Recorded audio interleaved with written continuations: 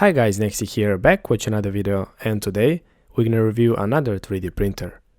This time is the new Creality CR10 V2, the second generation of the legendary CR10. Stay tuned.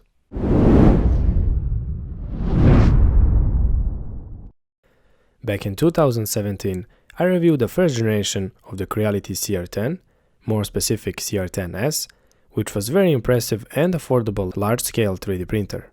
Later on, the CR10 has become one of the most popular large-scale 3D printer on the market, and due to great success of the CR10, Creality has released many 3D printers since, and most of them I already review on this channel, so feel free to check it.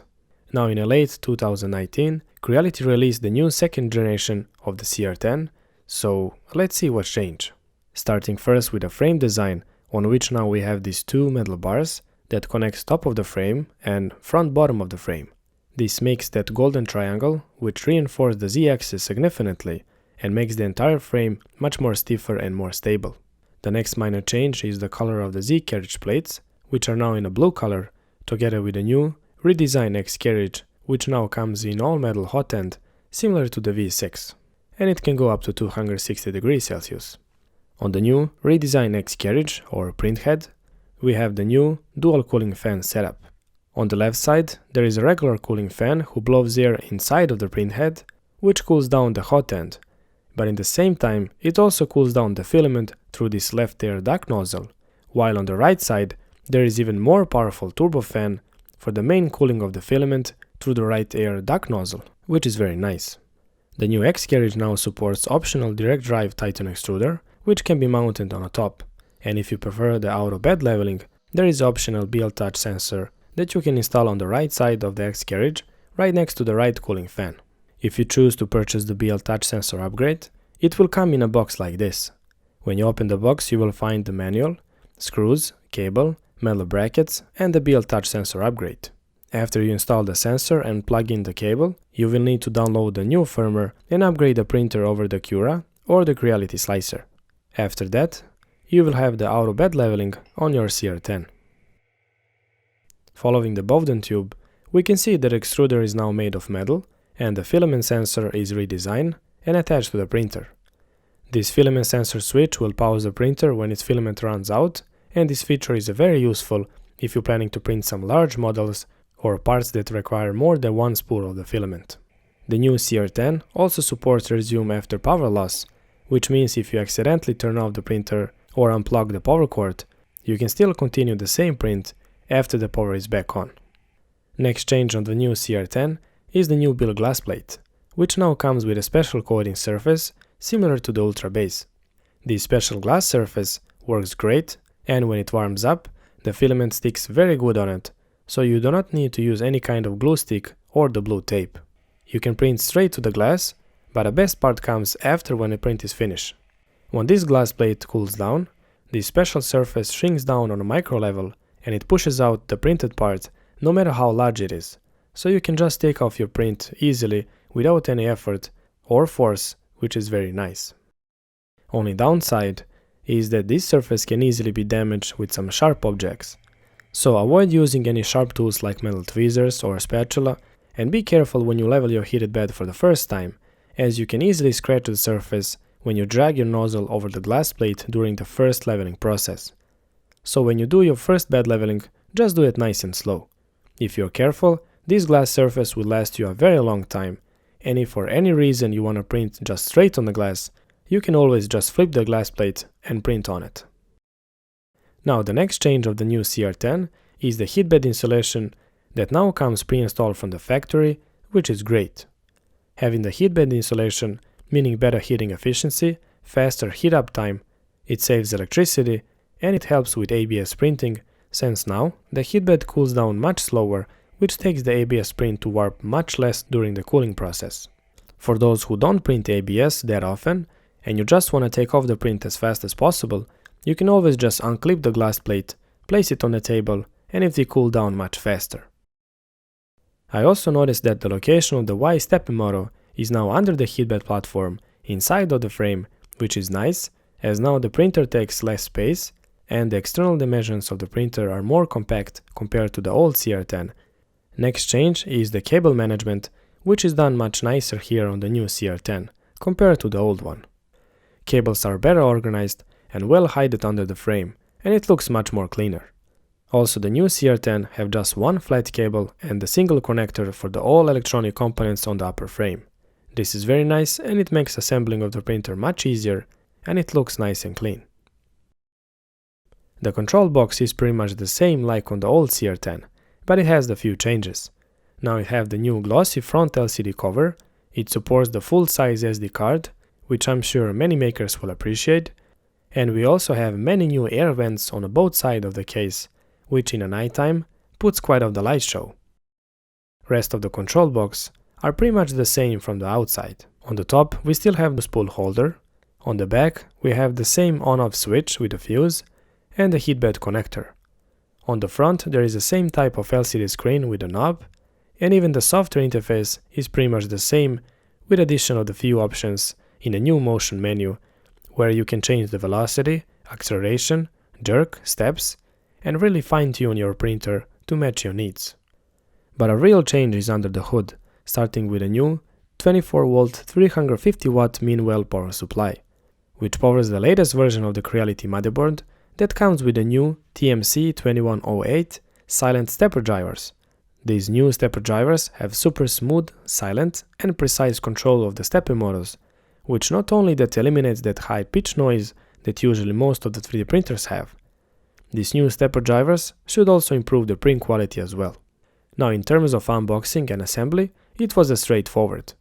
The printer was well secured and protected with a lot of packaging foam inside of the shipping box, so nothing was damaged.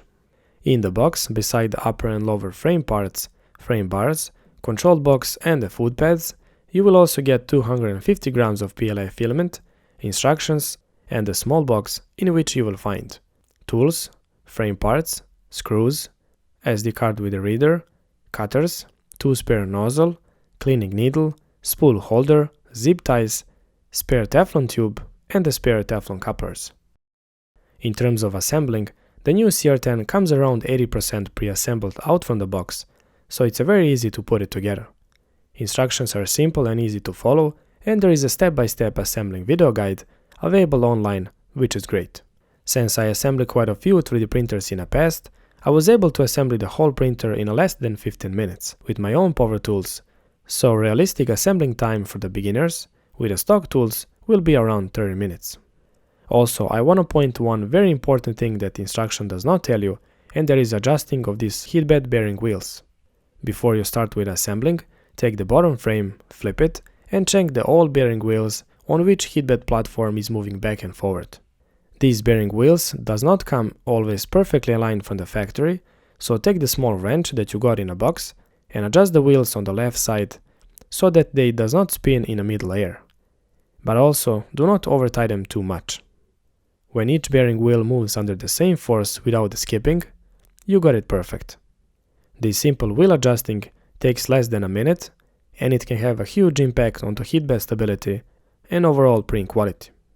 When I assemble a 3D printer, I always check all screws, belts, bearing wheels just to be sure, as any mechanical issue will lead to the low print quality later on, and it's very important not to rush when you're assembling any 3D printer. And now, let's talk about the print quality. The first thing that I print on my new CR10 is the pre-sliced model of a dog that I found on the SD card. For those who wonder about the noise level, my dB meter shows around 51 decibel, which is much better than the old CR10, and it's a pretty good results for the printer of this size. With the new silent stepper drivers, you do not hear any noise that comes from the stepper motors, you only hear the noise that comes from the control box cooling fan, which is much easier to tolerate.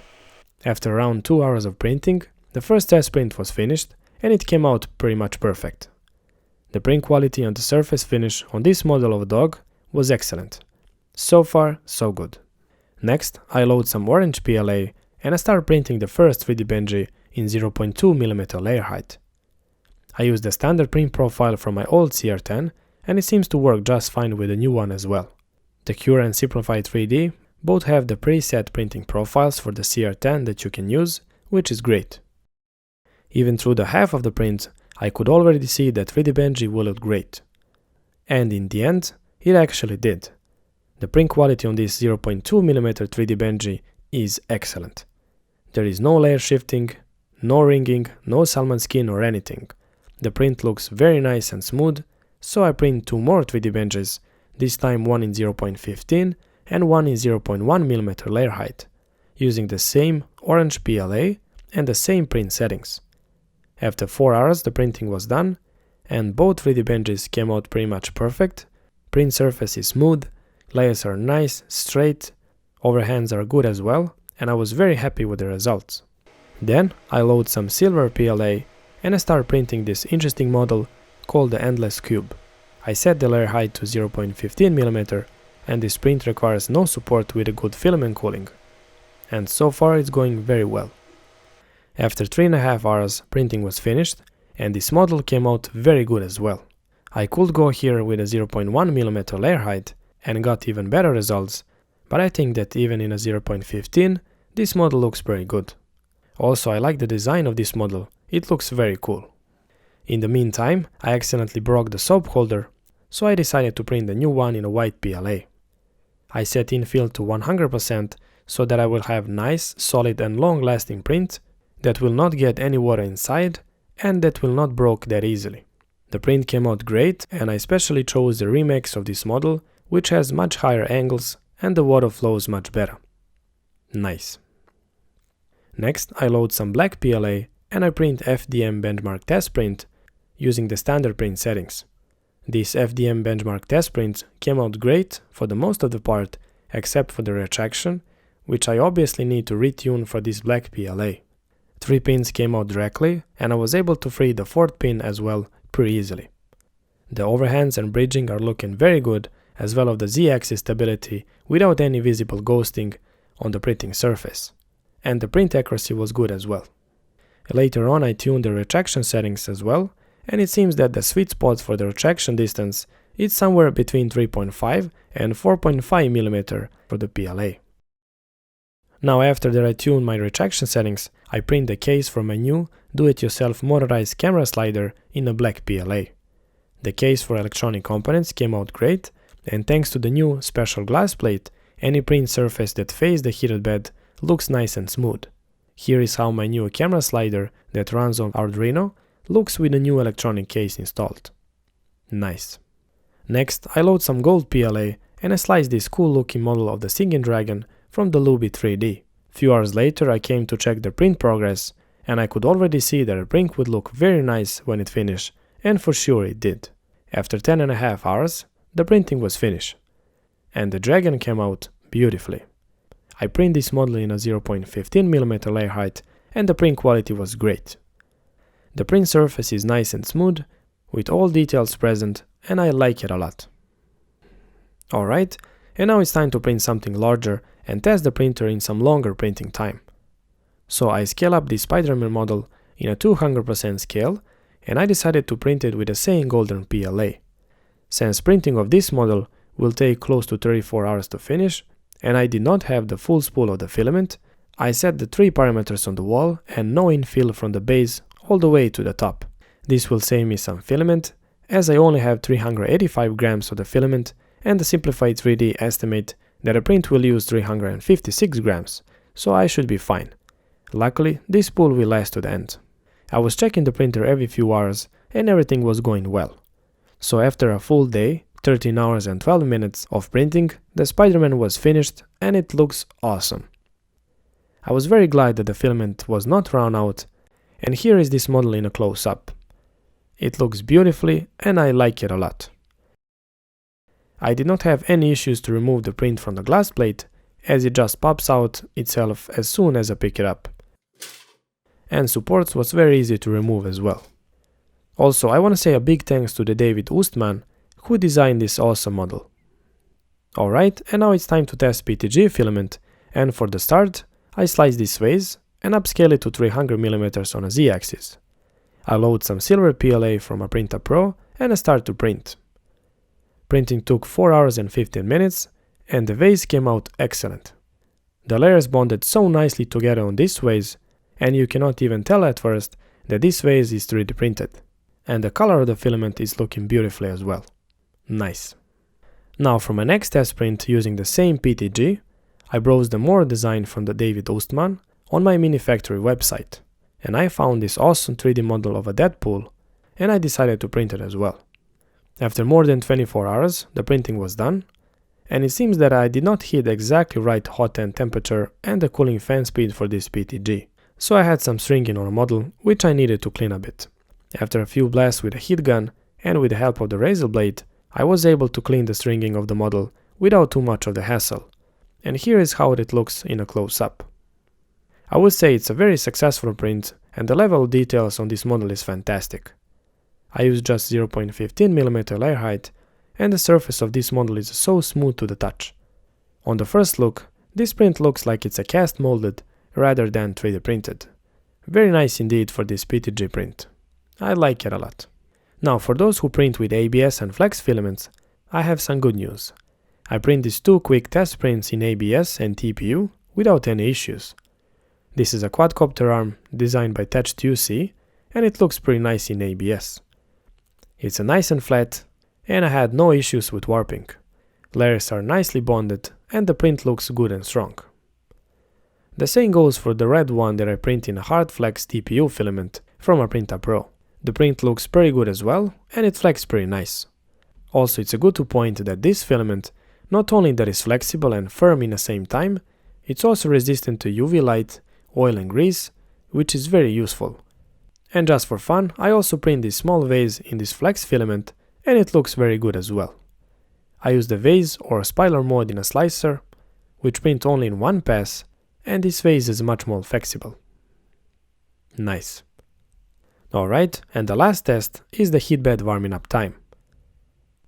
The new CR10 hits 50 degrees in 2 minutes and 8 seconds, 70 degrees in 4 minutes and 54 seconds, 100 degrees in 11 minutes and 29 seconds, and the maximum temperature of 110 degrees was reached in 15 minutes and 49 seconds.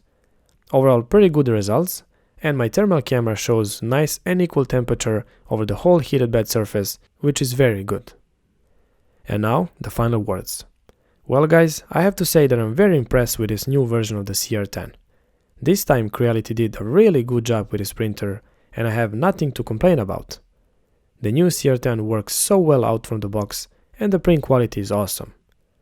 I really don't have any complaints about this printer, and the fact that you can upgrade it with the optional BL Touch for auto bed leveling, or with direct drive Titan extruder for even more precise filament feed, the new CR10 is a great choice for everyone who look for the large-scale 3D printer in the price range under $500 US.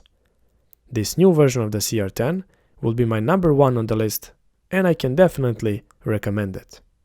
Alright guys, I hope that you liked this video and found it useful. The links of the new CR10 and the filaments that I use you can find in the video description. And if you have any questions or suggestions, feel free to leave them in the comments below. Thanks for watching, and I see you next time. Bye bye.